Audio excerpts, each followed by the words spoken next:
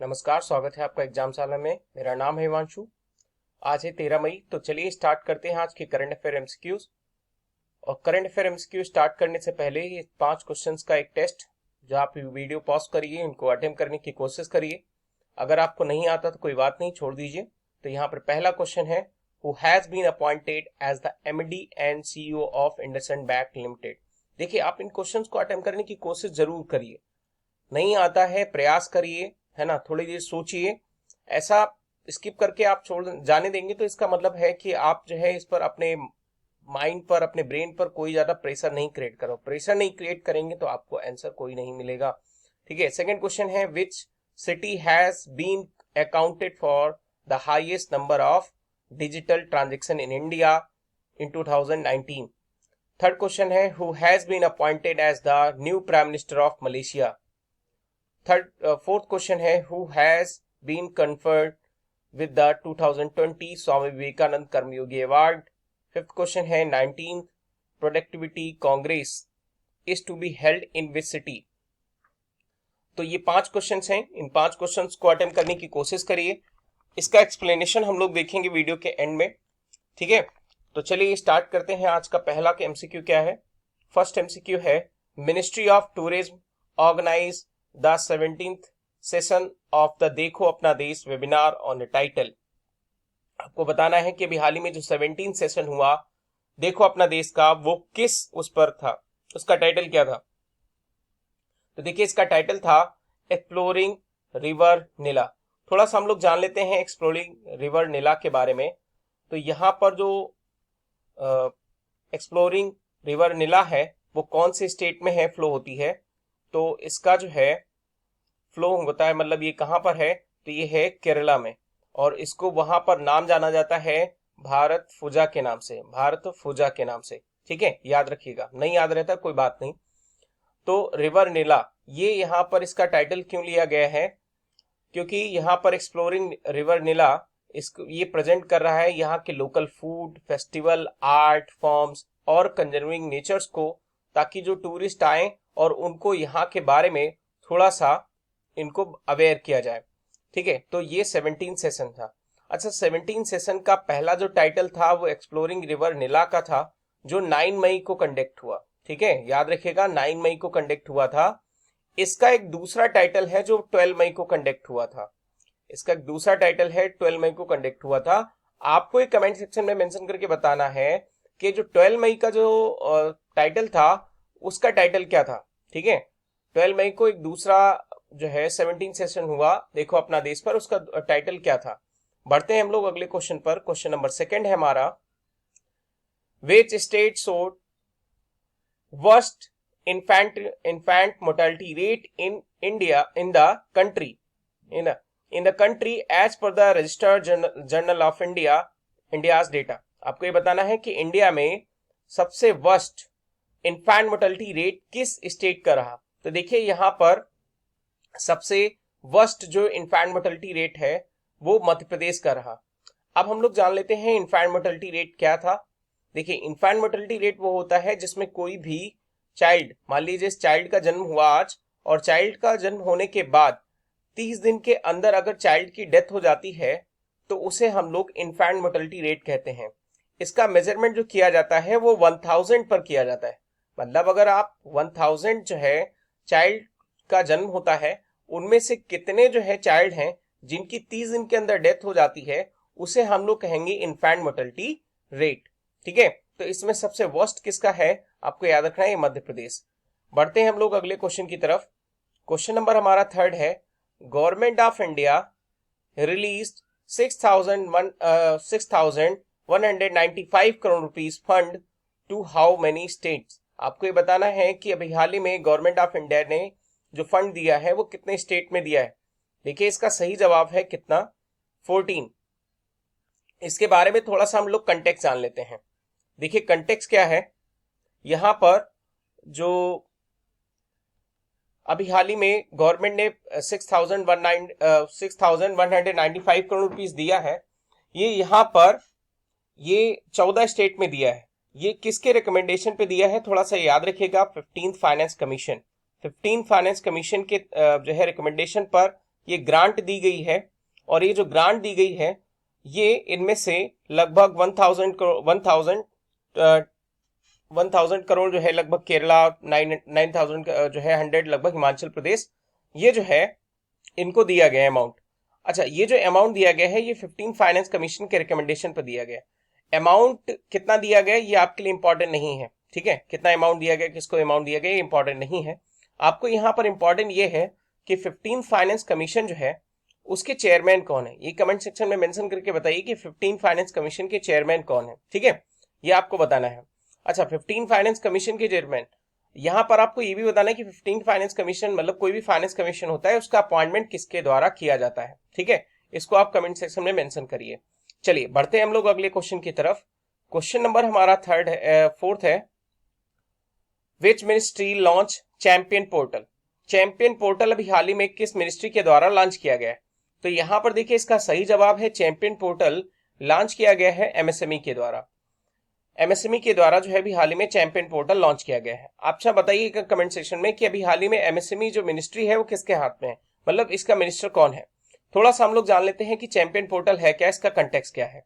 देखिए जो champion portal है उसका पूरा नाम है creation and the harmonious application of modern process of increasing the output and the national strength, ठीक है, तो ये इसका फुल फॉर्म।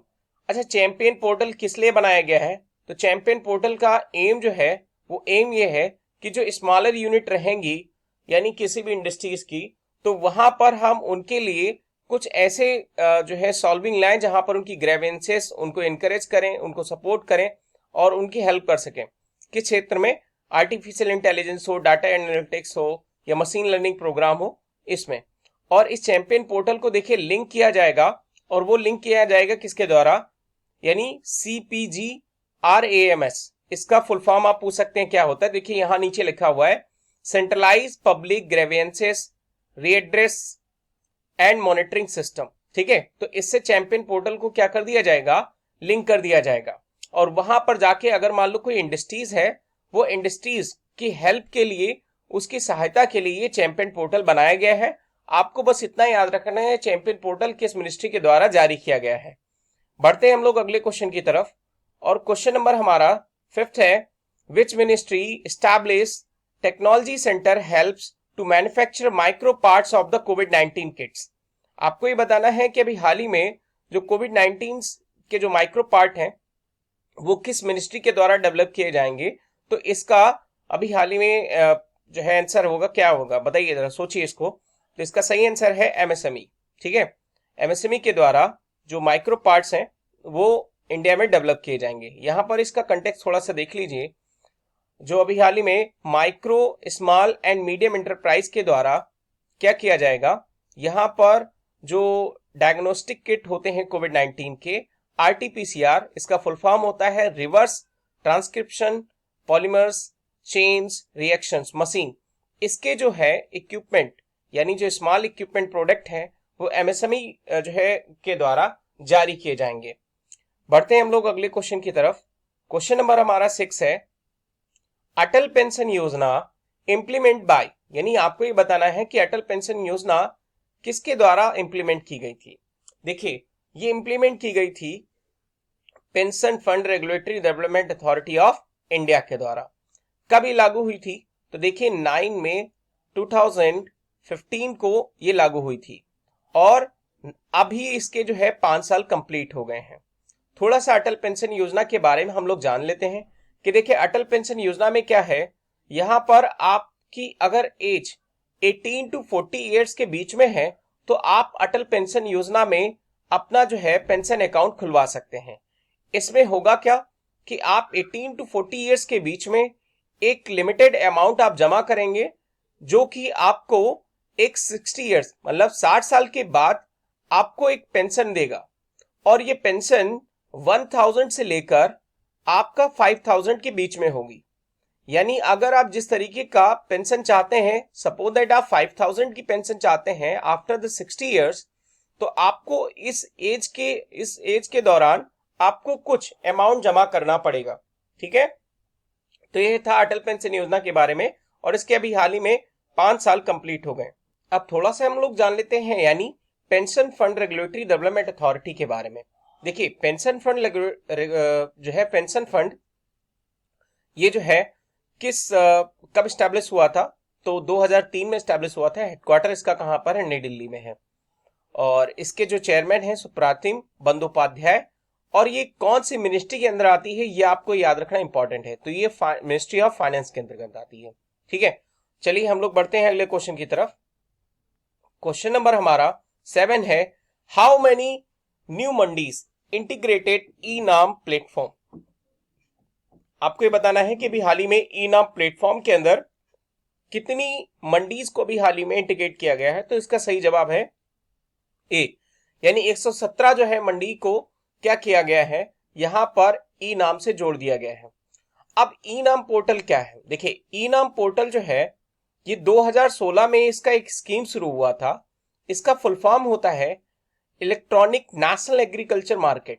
फुल फॉर्म फिर से बोल रहा हूं, इलेक्ट्रॉनिक नेशनल एग्रीकल्चर मार्केट। और यहां पर क्या होगा, यानी जितनी भी मंडी थी पहले जो एपीएमसी के अंदर आती थी, यानी एग्रीकल्चर प्रोडक्ट मार्केट कमेटी के अंतर्गत, और उनको क्या कर दिया जाएगा, इनाम के अंदर जोड़ दिया जाएगा। और इनाम में क्या होगा, इसका मतलब एम रहेगा कि वन नेशन वन मार्केट, यानी सभी मार्केट में जो मंडी में जो भाव रहेंगे वो जो है एक इंटीग्रेटेड के द्वारा जुड़े रहेंगे, मतलब सभी जगह एक ही जैसा मार्केट में कीमतें दिखाई देंगी। और अभी सभी मंडियों में क्या होते हैं, बिचौलिए आ जाते हैं, तो बिचौलिए में किसानों का लॉस होता है। इसलिए क्या किया गया है कि ई नाम के अंतर्गत सभी मंडियों को जोड़कर अब क्या करेंगे, कोई भी किसान यानी अपने अपने खेत से ही, अपने घर से ही वो देख सकता है कि किस मंडी में कौन सा प्राइस चल रहा है और किस प्रोडक्ट पे उसका क्या प्राइस है। तो अब उसमें क्या होगा कि किसानों को डायरेक्ट इजिली जो है बेनिफिट मिलेगा, उसमें कोई भी यानी ब्रोकर बीच में नहीं आएगा। ठीक है, तो आई होप आपको समझ में आया होगा। और यहां पर प्रेजेंट टाइम पर क्या होगा कि 1000 का टारगेट है हमारा कि हम लोग इतनी मंडियों को लगभग क्या करेंगे, जोड़ेंगे। बढ़ते हैं हम लोग अगले क्वेश्चन की तरफ। क्वेश्चन नंबर 8 है हमारा। Question number 8, international nurse day celebrate किया जाता है एवरी ईयर कौन से दिन को। आपको ये बताना है, बहुत ही आसान क्वेश्चन है, अगर आपने थोड़ा सा करंट अफेयर पढ़ा होगा तो देखिए ये सेलिब्रेट किया जाता है कब, 12 मई को। क्यों सेलिब्रेट किया जाता है इसके बारे में आप थोड़ा सा कंटेक्स्ट जान लीजिए। कंटेक्स्ट क्या है यहाँ पे कि जो 12 मई है वो नर्स के तौर पर इस दिन जो है एक बर्थडे से एनिवर्सरी होती है किसका, फ्लोरेंस नाइटिंगेल्स, ये एक नर्स थी, इनकी जो है बर्थ एनिवर्सरी पर हम लोग इंटरनेशनल नर्स डे मनाते हैं। और इंटरनेशनल नर्स डे इन्हें जो है इसलिए मनाया जाता है क्योंकि इस दिन इनकी बर्थ एनिवर्सरी होती है। नाइटिंगेल को एक और नाम से जाना जाता है, कहा जाता है लेडी विद द लैम्प। ठीक है, लेडी विद द लैम्प आपको याद रखिए, हो सकता है इससे क्वेश्चन पूछ सकते हैं डायरेक्ट कि लेडी विद द लैम्प किसे कहा गया। इसका थीम जो था 2020 में, जो अभी हाल ही में इंटरनेशनल नर्स डे मनाया गया, इसका थीम है a voice to lead nursing the world to health. ठीक है, तो थीम जरूर याद रखिएगा। बढ़ते हैं हम लोग अगले क्वेश्चन की तरफ। क्वेश्चन नंबर हमारा 9 है, विच स्टेट गवर्नमेंट लॉन्च प्राण वायु प्रोग्राम। तो प्राण वायु प्रोग्राम अभी हाल ही में किस स्टेट गवर्नमेंट के द्वारा लॉन्च किया गया है, तो देखिए ये लॉन्च किया गया है कर्नाटक के द्वारा। आपको पता है कर्नाटक की कैपिटल क्या है, जिन लोगों को पता है वो कमेंट सेक्शन में मेंशन करिए। इसकी कैपिटल है बेंगलुरु। और यहाँ पर प्राणवायु का जो है प्रोग्राम का जो एम है वो ये है कि बेंगलुरु सिटी कॉर्पोरेशन के द्वारा लॉन्च किया गया है प्राणवायु प्रोग्राम। और इसका मतलब है कि हम लोग अवेयरनेस क्रिएट कर सकें, यानी जो रेस्पिरेटरी सिस्टम से रिलेटेड है ना, कोई भी हेल्थ है रेस्पिरेटरी सिस्टम से रिलेटेड, उसके बारे में बेंगलोर के लोगों को अवेयर कर सकें। ठीक है, तो ये प्राणवायु प्रोग्राम आप जो है याद रखिएगा कि किसके द्वारा लॉन्च किया गया है, तो बेंगलुरु सिटी कॉर्पोरेशन के द्वारा लॉन्च किया गया है। बढ़ते हैं हम लोग अगले 10th क्वेश्चन की तरफ। क्वेश्चन नंबर हमारा 10 है, विच मिनिस्ट्री लॉन्च सुरक्षा स्टोर इनिशिएटिव। आपको ये बताना है कि सुरक्षा स्टोर इनिशिएटिव जो है किसके द्वारा लॉन्च किया गया है, तो सुरक्षा स्टोर इनिशिएटिव जो है वो लॉन्च किया गया है प्रोडक्ट एंड पब्लिक डिस्ट्रीब्यूशन के द्वारा। यहाँ पे कंटेक्स्ट क्या है, थोड़ा सा आप कंटेक्स्ट जान लीजिए कि सुरक्षा स्टोर इनिशिएटिव जो है इसका मेन ऑब्जेक्टिव है कि जो किराना स्टोर्स हैं इनको ओनर्स को पूरी तरीके से अवेयर किया जा सके कि कोविड-19 के जो प्रोटोकॉल्स हैं उनको सेफली क्या किए, फॉलो करें, और इन्हें कुछ गाइडलाइंस भी प्रोवाइड की जाएंगी। ठीक है, बढ़ते हैं हम लोग अगले क्वेश्चन की तरफ। क्वेश्चन नंबर हमारा 11 है, which institute develops non invasive ventilator to treat कोविड-19 पेशेंट्स। आपको ये बताना है कि एक ऐसी हमारी यहाँ पर वेंटिलेटर डेवलप हुआ है, मतलब जिसके लिए मशीन डेवलप हुई है जिसके लिए वेंटिलेटर की जरूरत नहीं पड़ेगी और कोविड-19 पेशेंट को ट्रीट करने के लिए। तो इसका सही जवाब क्या हो सकता है? देखिए, इसका सही जवाब है CSIR-NAL। थोड़ा सा हमने आपको कल बताया था CSIR के बारे में, तो थोड़ा सा यहाँ पर आप जान लीजिए कंटेक्स्ट क्या है। कंटेक्स्ट ये है कि CSIR की एक लेबोरेटरी है जिसका नाम है नेशनल एरोस्पेस लेबोरेटरी, और इसने भी हाल ही में एक किट डेवलप की है जिसमें कोई वेंटिलेटर की आवश्यकता नहीं पड़ेगी। किस लिए? क्योंकि कोविड-19 के कोई पेशेंट को ट्रीट करने के लिए वेंटिलेटर की आवश्यकता नहीं पड़ेगी। देखिए, बहुत ही अच्छी न्यूज है। हमारे यहाँ पर प्रेजेंट टाइम पर वेंटिलेटर काफी कम है, तो इसकी जो है देखते हुए ये बहुत ही अच्छा इनिशिएटिव है। ठीक है, अब हम लोग जान लेते हैं थोड़ा सा CSIR के बारे में। देखिए, कल मैंने आपको बताया था CSIR जो है एक ऑटोनोमस बॉडी है जिसका एस्टैब्लिशमेंट 1942 में किया गया था, और दिल्ली में इसका हेड ऑफिस है। कौन सी मिनिस्ट्री के अंदर आती है? तो मिनिस्ट्री जो है इसके अंतर्गत आती है साइंस एंड टेक्नोलॉजी, यानी साइंस एंड टेक्नोलॉजी के अंतर्गत ये जो है मिनिस्ट्री आती है। और CSIR जो है वो भी हाल ही में किस पर काम कर रही है? Aerospace engineering, structural engineering, ocean sciences, chemicals, mining, food, इन सभी चीजों पर काम कर रही है। इसके प्रेसिडेंट कौन होते हैं? तो याद रखिएगा, प्रेसिडेंट इसके जो होते हैं प्राइम मिनिस्टर होते हैं। बढ़ते हैं हम लोग अगले क्वेश्चन पर। क्वेश्चन नंबर हमारा 12 है, यानी विच स्टेट गवर्नमेंट FIR आपके द्वार योजना, यानी आपको FIR कोई रजिस्टर कराना है तो आपके द्वार ही रजिस्टर हो जाएगी। ये इनिशिएटिव, ये योजना किसके द्वारा लाई गई है? देखिए, ये योजना लाई गई है यानी मध्य प्रदेश के द्वारा। मध्य प्रदेश के द्वारा ये योजना लाई गई है। इसमें और कुछ खास नहीं है, आपको बस ये याद रखना है कि ये योजना किसके द्वारा लॉन्च की गई है। बढ़ते हैं हम लोग अगले क्वेश्चन की तरफ। क्वेश्चन नंबर हमारा 13 है, where is the national fertiliser limited located. आपको ये बताना है कि नेशनल फर्टिलाइजर जो है लिमिटेड वो कहां लोकेटेड है? तो इसका सही जवाब है क्या? नोएडा में लोकेटेड है। हमारा 14 क्वेश्चन है, 14 क्वेश्चंस।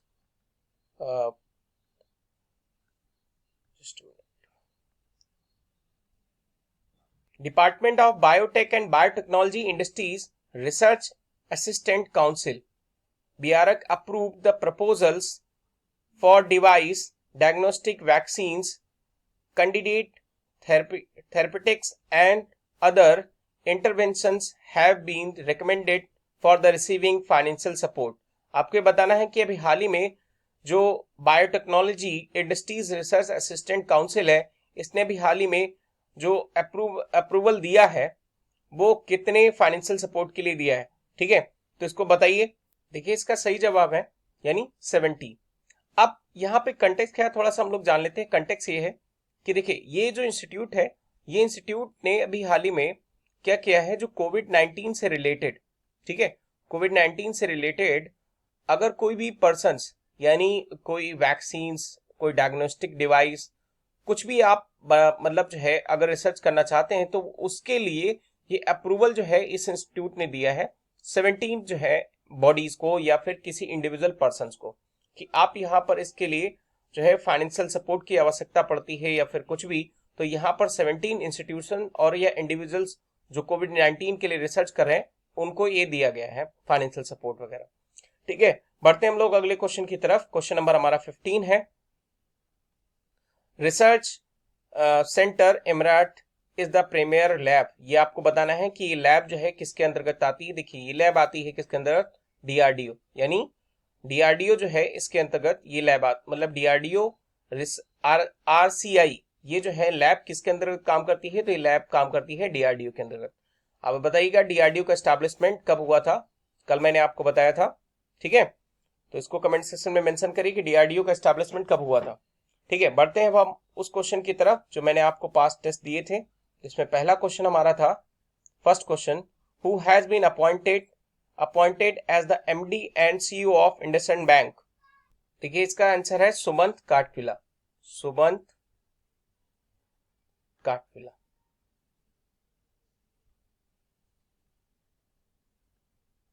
सुमंत काटपालिया, सुमंत काटपालिया, ठीक है। सुमंत काटपालिया आपको जो है ये इंडसइंड बैंक के एमडी और सीईओ जो है अपॉइंट किए गए हैं। नेक्स्ट क्वेश्चन था हमारा, which city has been accounted for the highest number of digital transaction in India 2019। तो इसमें जो है सबसे ज्यादा ट्रांजैक्शन हुए थे कहां पर, बैंगलोर में, ठीक है। बैंगलोर में सबसे ज्यादा डिजिटल ट्रांजैक्शन हुए थे। नेक्स्ट क्वेश्चन है, who has been appointed the new prime minister of Malaysia. तो मलेशिया के आपको प्राइम मिनिस्टर बताने हैं, तो मलेशिया के नए प्राइम मिनिस्टर जो है अपॉइंट हुए थे, जिनका नाम था यानी मुहियुद्दीन यासिन, ठीक है। आपको मलेशिया की जो है कैपिटल क्या है, मलेशिया की कैपिटल देखिए कुआलालंपुर, और मलेशिया की जो करेंसी है इसका नाम है रंगित, ठीक है। फोर्थ क्वेश्चन है हमारा, who is to be confirmed with the 2020 Swami Vivekananda Karmayogi award. आपको ये बताना है कि 2020 में जो कर्मयोगी अवार्ड है स्वामी विवेकानंद, वो किसको दिया गया है। तो स्वामी विवेकानंद कर्मयोगी अवार्ड जो दिया गया है वो दिया गया है यहां पर जयदेव पायंग को, जयदेव पायंग, ठीक है, जयदेव पायंग को दिया गया। नेक्स्ट, यहां पर 19th वर्ल्ड प्रोडक्टिविटी कांग्रेस कौन सी सिटी में अभी हेल्ड हुई थी, तो ये हुई थी बैंगलोर में। आपको यहां पर याद रखना कि बैंगलोर में ये जो है कांग्रेस हुई थी। आपको ये बताना है कि इससे पहले जो वर्ल्ड प्रोडक्टिविटी कांग्रेस है वो इंडिया में इससे पहले कब हुई थी, ठीक है। इसको कमेंट सेक्शन में मेंशन करिएगा कि इससे पहले वर्ल्ड प्रोडक्टिविटी कांग्रेस इंडिया में कब हुई थी, 2019 से पहले, ठीक है। पढ़ते हैं हम लोग। तो आज के क्वेश्चन में इतना ही, आप इसके अलावा अलग कुछ नहीं है। तो आज के सेशन में इतना ही। थैंक यू, अपना ख्याल रखिए।